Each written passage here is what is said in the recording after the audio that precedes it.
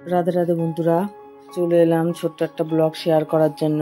আজকের ব্লগটা হলো ভীম একাদশীতে কিভাবে আমি গোপালকে দুপুরে সেবা দিলাম সেইটাই তোমাদের কাছে শেয়ার করব। বন্ধুরা, আমি এই ফল কাটছি, গোপালকে দুপুর বেলায় ফল সেবা দেব। তাই এই পেয়ারা, আপেল, শসা, আমার কাছে যা সামান্য কিছু ফল ছিল সেটাই গোপালকে আমি সেবা দেব। বন্ধুরা, আমি গোপালের স্নান করাটা তো তোমাদেরকে দেখাইনি। আমি সোজাসুজি দুপুরে কিভাবে সেবা দিচ্ছি সেটাই তোমাদেরকে দেখাচ্ছি। আমি এবার এক এক করে ফলগুলো সাজিয়ে দেব। এই পেয়ারা, শসা,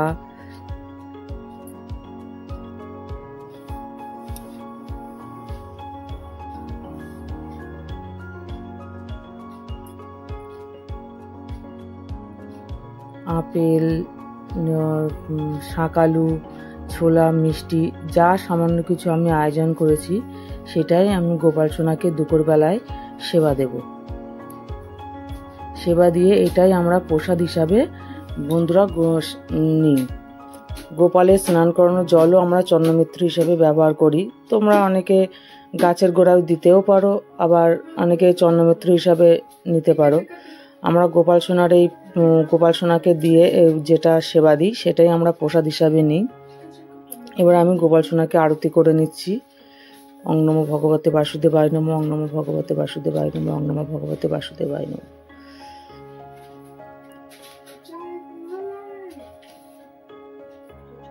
এবার আমি ঘন্টা বাজিয়ে নিচ্ছি, নিয়ে এবার গোপাল সোনাকে ভোগের জন্য আহ্বান করব। আর আমি এই পাশে ঘটিতে একটু জল দিয়ে দিলাম। প্রত্যেকটাতে আমি তুলসী দিয়েছি, বলে তুলসী না দিলে সেবা হয় না, ওই জন্য আমি প্রত্যেকটাতেই তুলসী পাতা দিয়ে দিয়েছি। গোপাল সোনাকে আজকে সুন্দর লাগছে দেখতে।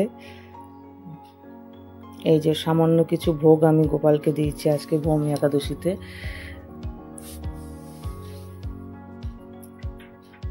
আমি এবার গোপাল সোনাকে একটু মিষ্টি খাইয়ে দেব, একটু জল দেব। বন্ধুরা, আমার ব্লগটা আমি এখানেই শেষ করছি। ব্লগটা বেশি বড় করব না। রাধে রাধে বন্ধুরা।